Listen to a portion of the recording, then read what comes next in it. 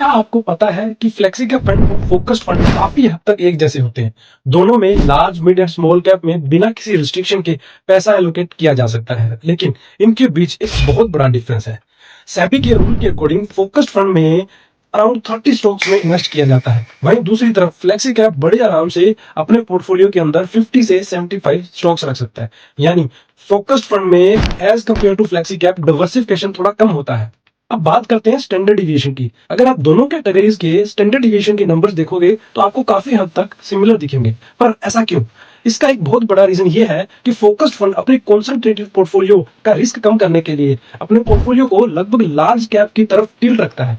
वहीं दूसरी तरफ फ्लेक्सी कैप में मिड कैप और स्मॉल कैप का पोर्टफोलियो थोड़ा सा ज्यादा होता है, उस वजह से उस पोर्टफोलियो का रिस्क थोड़ा सा बढ़ जाता है। तो दोनों का ओवरऑल रिस्क प्रोफाइल इस वजह से सिमिलर हो जाता है।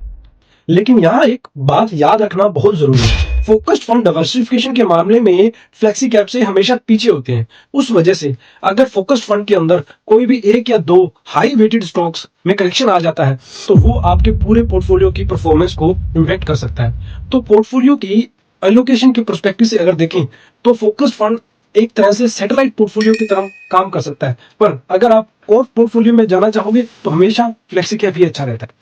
दोनों कैटेगरीज पे ज्यादा जानकारी के लिए आप मुझे फॉलो कर सकते हो और कमेंट में अपना कोई भी क्वेश्चन लिख सकते हो। Thank you.